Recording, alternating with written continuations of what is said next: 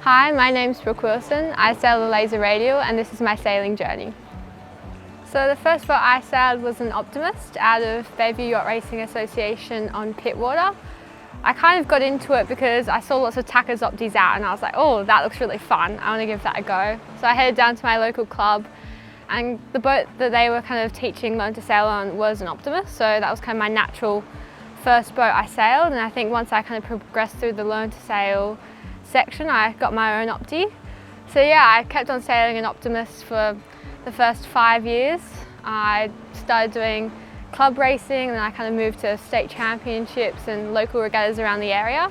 And then I kind of progressed onto the national kind of scene and I went to Tasmania first of all. After that experience, I met lots of cool people and we kind of went from there. So I was about 13 when I jumped out of the Opti into a laser 4.7. I started to obviously grow a bit bigger. I was kind of getting a bit old for the Opti and my natural first step was to hop into a 4.7.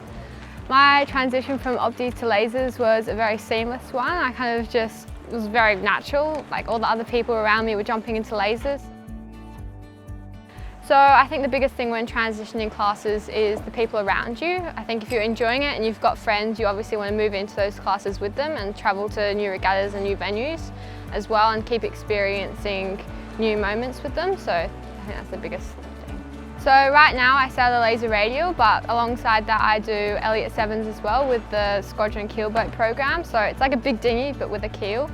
I think what I really enjoy about that is the teamwork of it all and also learning and communicating together, like seeing a wind shift and actually saying it out loud. I also think it's the different coaches that come with those different classes as well. I think you definitely get a greater insight into the broader aspects of sailing, learning new things from different coaches and especially those coaches that have experienced sailing in a different way than, like, say, a dinghy coach has.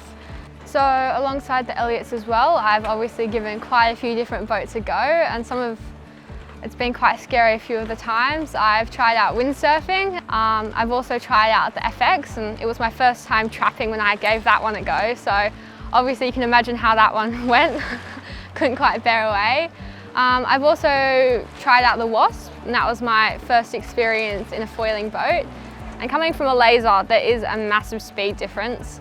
So that was definitely an interesting experience. But when you're up in the air and you're flying, you feel invincible until you realise you can't stop.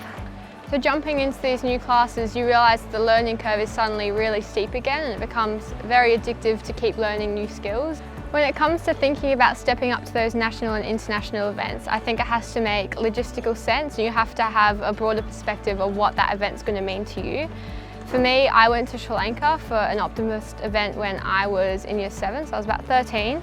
Competing at that world stage at such a young age, it is hard to focus on your performance when you're experiencing all these new things at the one time, like traveling overseas for the first time, meeting new people, trying all these really cool cuisines, experiencing the culture, like sightseeing. You're trying to fit it all in and you're here for this 2-week period when I think at such a young age that is quite a challenge.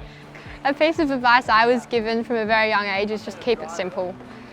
Like when it comes to sailing, there's a few basic elements and sometimes it all gets really complicated, you get really flustered, you're out on the race course, everything's going wrong and you just have to take a deep breath and go like, look, I just need to go fast right now, like that's all I need to focus on.